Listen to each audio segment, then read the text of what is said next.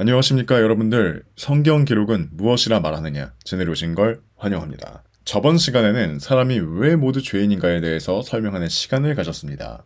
처음 이 채널을 접하시는 분들을 위해서 좀 정리를 해드리자면 이 세상에는 창조주가 있습니다.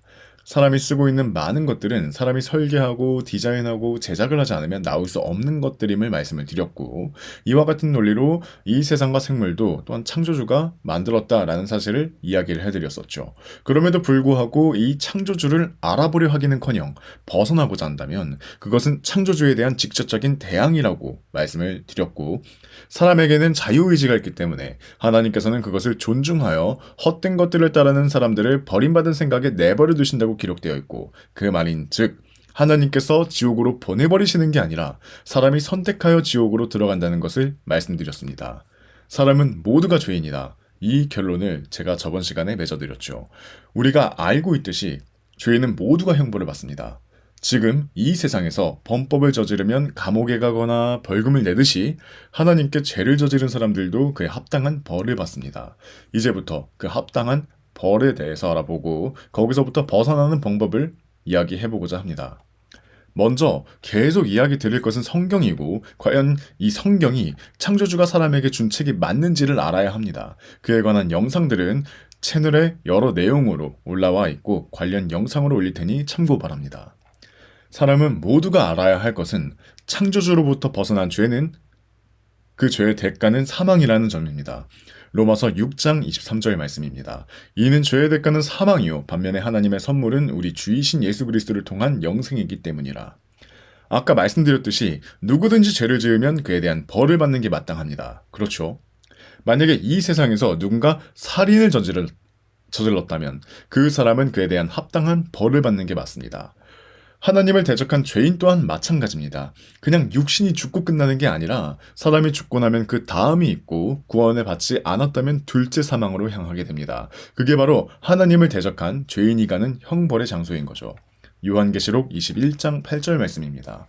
그러나 두려워하는 자들과 믿지 않는 자들과 가증한 자들과 살인자들과 행음에 빠진 자들과 마법사들과 우상 숭배자들과 모든 거짓말쟁이들은 불과 유황으로 타오르는 호수 속에 자신들의 부분을 받으리라. 이것이 둘째 사망이라.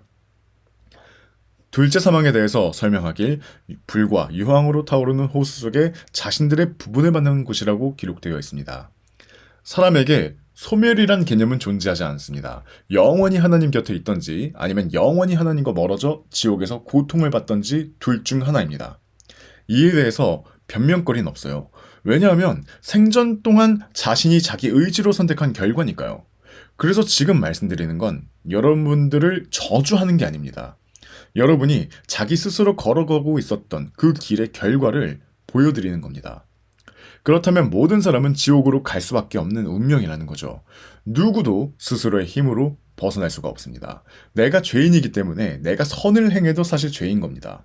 생각해보세요. 내가 누군가에게 잘해줬다 하더라도 결국엔 대가성 아닌가요? 다른 사람들에게 무언가를 받아내기 위한 대가성 말이죠. 그게 아니라 하더라도 자기 만족입니다. 이게 뭐가 문제냐라고 할 수 있는데 자기 만족도 결국엔 대가죠. 동기 자체가 순수하지 않다는 겁니다. 그런 죄인이 과연 선한 행위를 해서 천국에 갈 수 있을까요? 애시당초 마음이 악한데 말입니다.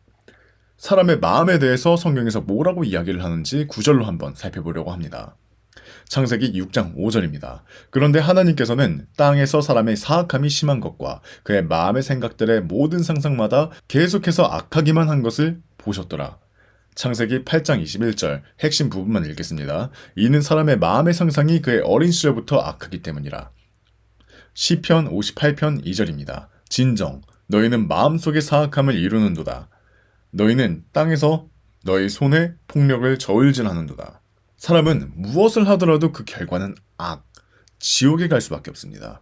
그렇다면 이로부터 벗어날 방법이 있어야 하지 않겠습니까? 하나님께서 모든 사람을 멸망으로 이끄실 생각이었으면 진작에 다 쓸어버리셨을 겁니다. 방법은 하나입니다. 눈에는 눈, 이에는 이. 바로 목숨은 목숨으로 갚아내는 방법 말고는 없는 겁니다. 우리의 죄에 대해서 아무런 책임이 없는 누군가가 대신 죽어주는 방법 말고는 존재하지 않는 겁니다. 방법이라는 게. 히브리서 9장 22절에선 이렇게 이야기합니다. 그리하여 율법에 따라 거의 모든 것들이 피로 깨끗하게 되느니라. 그런즉 피 흘림 없이는 사면이 없느니라. 다른 동물을 희생시킨다 하여도 죄를 아예 제거하는 것이 불가능했습니다. 히브리서 10장 11절입니다. 그리고 제사장마다 매일 서서 섬기며 동일한 희생 제물들을 자주 바치지만 그것들은 죄를 결코 제거할 수 없느니라. 그러니까 사람의 죄를 아예 제거하는 방법은 사람과 동일하되 죄가 없는 존재 혹은 그보다 상위의 존재가 대신 죽어주는 방법뿐이었다는 겁니다. 그래서 하나님께서 택한 방법은 무엇이냐? 하나님 자신이 사람의 몸을 입고 이 땅에 내려와 사람을 대신하여 죽어주는 방법이었습니다. 요한복음 1장 1절 말씀입니다. 태초에 말씀이 계셨고 그 말씀이 하나님과 함께 계셨으니 그 말씀은 하나님이시었느니라. 태초에 말씀이 계셨습니다. 이 말씀은 하나님이시라는 겁니다. 요한복음 1장 14절입니다. 그런즉 그 말씀이 육신이 되어 우리 가운데 지내셨으니 우리가 그분의 영광을 보았는데 아버지의 독생자로서의 영광이라 은혜와 진리가 충만하였더라. 그러니까 요한복음 1장 1절에서의 그 말씀 하나님이 사람의 몸을 입고 오셨다는 겁니다. 말씀이신 하나님께서 사람의 몸을 입고 이 땅에 내려오셔서 고린도전서 15장 3절 핵심 부분만 읽겠습니다. 곧 성경 기록들대로 그리스도께서 우리의 죄들로 인하여 죽으셨다는 것과 우리의 죄들로 인하여 죽으셨습니다. 이는 그분의 피 흘림으로 우리를 씻어내기 위함이었습니다. 히브리서 9장 14절 말씀입니다. 하물며 영존하시는 성령님을 통하여 자신을 흠없이 하나님께 바치신 그리스도의 피는 죽은 행위들에서 너희 양심을 깨끗이 씻어내어 얼마나 더 살아계신 하나님을 섬기도록 하겠느냐. 고린도후서 5장 21절입니다. 이는 하나님께서 죄를 전혀 모르셨던 예수님을 우리를 위하여 죄가 되게 하셨기 때문이니 우리로 하여금 그분 안에서 하나님의 의가 되게 하려 하심이라. 자, 이제 충격적인 진실 하나를 마주하게 됩니다. 바로 죄는 내가 지었는데 그 대가는 내가 죄를 지은 대상인 하나님께서 치러주셨고 그 방법은 나 대신 죽어주셨다는 것입니다. 이것을 믿어야 합니다. 여태까지 이걸 말씀드리고자 이렇게 긴 여정을 왔습니다. 죄는 우리가 지었습니다. 감당할 수 없는 죄를 지었고 이를 해결할 방법은 우리에게 없습니다. 그럼에도 불구하고 하나님께서 대신 죽어 죽이시기까지 하며 우리가 지은 죄를 용서해 주시고자 하십니다. 왜 그러셨을까요? 창조주가 사람의 몸을 입고 왜 그렇게 죽기까지 하셨을까요? 디모데전서 2장 4절 말씀입니다. 그분께서는 모든 사람들을 구원받게 하기를 원하시고 또 진리의 지식에 이르게 하기를 원하시느니라. 하나님께서는 사람이 지옥에 가길 원하지 않으십니다. 오히려 자신과 함께 하시길 바라죠. 이제 여러분은 세상에서 가장 충격적인 사실 하나를 알게 되었고 이제부터 여러분들에게 선택지가 주어졌습니다. 받아들이시겠습니까? 당신을 사랑하셔서 죽기까지 하신 하나님의 사랑을, 죽기까지 사랑하셨던 하나님의 사랑을 받아들이시겠습니까? 그렇다면 당신은 구원을 받으실 수 있습니다. 평생 지옥에 가게 될 걱정을 안 하셔도 됩니다. 예수님께서 다 이루셨기 때문입니다. 고린도전서 15장 2절에서 4절입니다. 만일 내가 너희에게 선포한 것을 너희가 기억하고 있고 너희가 헛되이 믿은 것이 아니라면 그 복음으로 너희 또한 구원받은 것이라.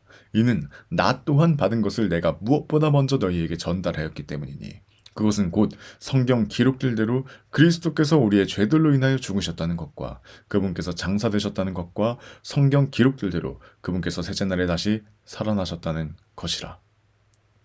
로마서 10장 9절 말씀입니다. 내가 만일 너의 입으로 주 예수를 시인하고 하나님께서 그분을 죽은 자들로부터 살리신 것을 너희 마음속에 믿는다면 너는 구원을 받으리라.